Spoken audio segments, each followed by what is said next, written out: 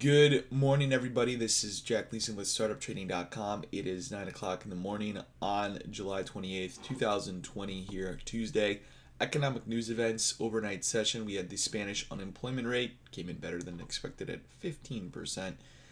This morning, CBI realized sales for the Great Britain pound, and then we just had the S&P Composite 20 HPI, whatever that is. I'm not exactly sure, to be honest. CB consumer confidence at 10 o'clock, Orange Star news event, and then this evening we're going to have CPI and trim CPI for the Australian dollar. Tomorrow morning is the biggest news event of the week for really all markets, and that's going to be our FOMC statement and the FOMC press conference, as well as the federal funds rate with pending home sales. So I've titled this video halfway back short into the FOMC announcement, and what we have here is, just as I have said, a 50% retracement short into the FOMC announcement. Now we are technically still bearish below the 61.8, which is a 32.49 here for the S&P 500, and in the overnight session we actually broke our long setup. So yesterday, going into the morning, we had what was Friday's low to the overnight high trade right as we had opened. We completed those profit targets at the end of the day. It was a 32.31, and then we actually went to a negative 61. Now we broke both the extension and the next traditional, so that is a failure to continue higher in a trend. And in the overnight session, because we have broken those, we have a valid 50% retracement short from highs. Now it's also important to note why did we break those? Well, we ran up into the full 50% retracement short. Now there was participation, and then we basically ran up a little into the Asian session and then started selling off, and we sold off since we made that high at like 9 o'clock last night. So the full 50% retracement short from yesterday, or the overnight high to low here in the S&P 500, is a 32.30. In the halfway back, it's a daily halfway back short, is 32.38. So both of those, 32.30 and a 32.38 retest, would be valid resistance levels here for the S&P 500. And it's very well possible that going to the FOMC event, these are setting up to complete. Moving on to the Dow, which has even a more aggressive selling pressure. We didn't even come into the full 50% retracement here. The Dow has this double top here, and we failed from last Thursday. Thursday, we actually had an extension. Our first extension came out of this 50% retracement short. We had one 50% retracement short, two 50% retracement shorts, and then we blew through targets. We had an extension once, we had an extension twice, we had a new extension, we had an extension once, we had an extension twice, and that extension technically broke in the overnight session. You can make the argument that the overnight resistance level is that original extension, because we have now confirmed that downside target by breaking out of the long setup. So even though we have that full 50% retracement above that is untested at 26,645, we can, if we do not, go back up and test that, we're going to have to use the first extension that began on Thursday, that traded once, that traded twice, and this would be the third time, as our potential downside target, which is here at 26,066. So now that we've validated, and this is, we've gotten all the way through the regular trading hours lows in the overnight session, and we've validated that short setup, the full 50% retracement from the overnight high to low in the Dow is 26,455. Moving on to the NASDAQ, which also has held its full 50% retracement short. Now, that full 50% retracement short was this 10,681. And if you remember last week, the biggest move to complete last week was this halfway back short. Okay, Monday there was a long series. Okay, we had a traditional into an extension, and then it was just like straight up in these micro extensions. And those micro extensions failed at highs, we had a daily, this was the biggest target last week. It was a daily 50% retracement short, and it completed. That full 50% retracement short has stayed below at 61.8 here, which means it's still valid. Now, coming out of the lows, we'll watch the series, but on Friday, there was this very sloppy consolidation. It was a 50% that traded at 61, and then on Sunday night, we held the 61, we completed profit targets. So the Sunday night low to high traded, completed profit targets, and then I'm using that Monday night low to high to consider a validation of the downtrend. We've broken it. Okay, it's just barely pierced. Now, what I would expect, because the NASDAQ is a little stronger here, is a retest of the 50% retracement at 10,681. I'm going to expect that to be resistance here as we get into the open, and we'll look to see what happens off of that. But there is the full 50% retracement daily retest at 10,681, and we could go all the way back to the bottom of the range. If this completes, our downside target is 10,121. Oil yesterday ran into a pretty significant 50% retracement. It was the halfway back from the July 10th low, okay, which I believe is actually the low of July. So the low of July to the high of July, the halfway back for the month, you could call it, was a 40.50. Lines up with where we had broken out of last Monday as that rally began into the new high of 42.52. Just adjust this draw so it's perfect. Come on. Here we are. The 50% retracement was a 40.53, so literally a $2 drop out of that high. Now, because we have broken the full halfway back short, that validates the long setup. We need to stay above 41.03, otherwise this is just going to be a range. If we don't stay above 41.03, this is going to be a range. So we've traded the 41.21 halfway back here.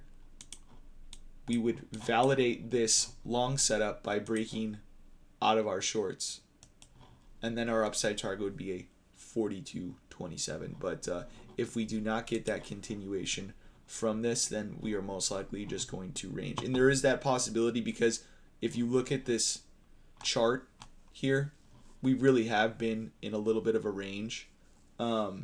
Support levels have held and resistance levels have held. It's a pretty clean range, with the top side being around 41.70 and the bottom being around 40.70, so it's a dollar range.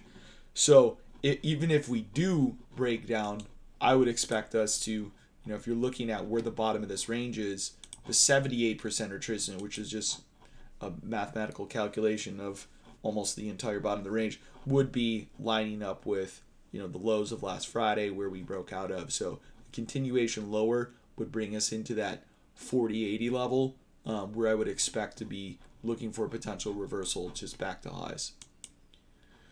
The USDJPY has begun and traded its brand new daily extension short from yesterday's trade plan. That is from the low of June 23rd to low. We had the reaction off the 105.58, the 50% retracement, and that downside target is a 104.88. 104.88. There's also another variation of an extension here as well that's been used before, and that is just this low. I'm going to mark this up right like this.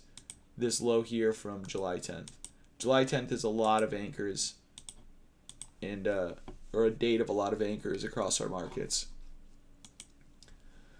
The Australian dollar broke above and confirmed our full 50% retracement long yesterday. We then had the halfway back long at the 71.19, and there's been a reaction. Upside targets in the Aussie dollar, and these are all dollar weakness trades, 72.02 and 72.33. Bullish above 70.46 for the Aussie dollar.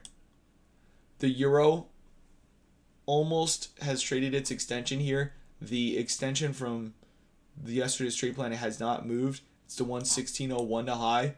The 50% attrition is a 116.91. We've been front run by 7 pips, so it really hasn't traded here. 116.91 is that support level that I am looking at. Now there is also a halfway back that traded out of Friday that blew through targets. It seems to be that the 116.26 to high is where the bids. There's also a set of buyers there that seems to be coming in, but I'd like to see that 116.91 trade. Bullish above a 116.69 with a profit target of 118.23. And just take a look at this weekly chart. This thing is in breakout mode. We're going back. It's going to get expensive to go to Europe again. This has been in a downtrend for quite some time. I want to draw this monthly trend line here. Yeah, we are above that monthly trend line. Pretty amazing. Where would that retest? Yeah, right below. Moving on to the Great Britain Pound USD. We had this extension yesterday, and we did make a little bit of a new high there in the overnight session, just by like 1 or 2 pips. We pulled back into the extension. The extension was a 128.36. The lows are a 128.37. The upside target, 129.37s. 129.37s. We are bullish above a 128.19. Still very technical in the currencies. The USDCAD completed its extension target at the Asian Open and had a same anchor new low. It was a 134.10. A lot of these markets are getting front run because they are so technical. 7 pip front run there. 7 pip front run. So the 134.10, we are bearish below a 134.29. Bearish below 134.29 with downside targets of 132.94. Almost all of these currencies, guys, they're all trending right now because the dollar is so weak. And that's why gold and silver are flying as well. Speaking of gold and silver flying, well, that is exactly what they did last night. Incredibly aggressive range. 70-point range here in gold. 70-point range in the overnight session. That's absolutely massive. That's equivalent to like 140-point range in the ES. Just to understand how big that is. Because it's $1,000 every 10 points. So 70 points, $7,000, one contract. Gold, and John had mentioned this in the trade room, is I think 2 days away from when the futures holders start making the requests for delivery on the futures contract. And when that happens, basically, you know, and this is why it's super interesting, there needs to be, if you let your futures contract expires, now you and I can't do it, but I think the rules are you got to be 150 miles from the New York Fed or the New York Bank so they can deliver you the gold, and the gold comes in 100-ounce bars. Now, the problem always is, and this has been the issue for a long time, but the futures contracts, they don't have all the gold to deliver to traders. So if we all said, hey, everybody who owns the futures contracts, like, hey, I want that gold bar you said I could buy if I bought this futures contract, they'd be like, well, we actually don't have it, because they don't. They literally don't. That's not a conspiracy by any means. This had actually happened towards the end of March. And that's why there was a 100, look at this bar. This is 137 points. There was a total and complete blowout of the spreads because the COMEX, which is the company that delivers on the futures contract, did not have enough gold to deliver on the people that wanted their delivery. So we had, in 3 days, but really this day was the final capitulation. You can see that futures rolled over there on the 27th, and this was the 24th. So that's why there was this incredible move in gold, because as the prices went up, they were basically trying to encourage people not to take delivery. But anyway, they couldn't even deliver the bars. So it's interesting, as we run into the futures rollover, we have stuck a very technical move here in the overnight session. I mean, all that pullback did was give us another upside target, and that upside target is 2008. But it's just something to keep in mind is as we go into the delivery, if we have the same situation that we had in March where they can't deliver the bars, that really sends the prices of gold higher. And it could happen in silver as well. But we ran into the extension, the daily extension from 1829.8 to high. And we absolutely stuck that 50% retracement. And we have rallied out of it in our next measured move. And the thing is, this market here, the hourly ATR is 14 points, guys. This becomes a beast of a market to trade. We were front run on the 50% retracement, and we have just tagged that to profit target. I'm just going to continue to use the full halfway back long from lows. So the swing low of 1902 to high as the next entry. And that brings us back all the way to 18.9, which is also the 38 of the higher time frame extension, and a previous negative 61, and the swing lows here. So I actually really like that level. Moving on to silver, which also huge range here. Silver is due for a pullback. It was up 6% last night, and then from that high we dropped 14%. So we basically just went back to where we were last week. 14% move, and we're right where we were at Friday. We have run into, and this is what I was expecting to eventually trade.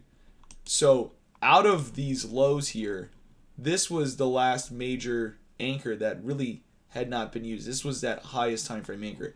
And it is important for the higher time frame trend here. If silver does not stay above 2174, I think we'll get a full halfway back long. I don't know if that's possible, but that would be all the way back to 19 if it happened. Now, as long as we hold, there's so much momentum in silver right now, I do not expect this to break. But anything's always possible. The swing high from June to high has absolutely tagged its 50% retracement, and we have reacted off of it. 2261 is that 50% retracement, and the upside target is now $28. The upside target is now $28. This is a pretty big target to work from. When you got in these runaway trains that we basically had, in yesterday and even into the Asian session, it kind of becomes a little hard to chase, because once it does turn, it totally gets wiped out. But where did it fall from? This was a resistance level that I'd shared with you guys yesterday. The previous lows we broke down from in 2011 and 2012. We ran right into it and got a pullback. But so moving forward, this $26 level, I would imagine we're going to consolidate quite a bit between 22 half and call it 26 quarter. But that is an absolutely massive range. So it's going to be a market to absolutely continue to pay attention to. It's incredibly aggressive. We had out of that low, we had a 50% retracement to its profit target, and then that swing low to high here, traded, dip, traded. I'm going to continue to just watch this series. Once we get a completion of 2447, I'm going to take that last swing low to high.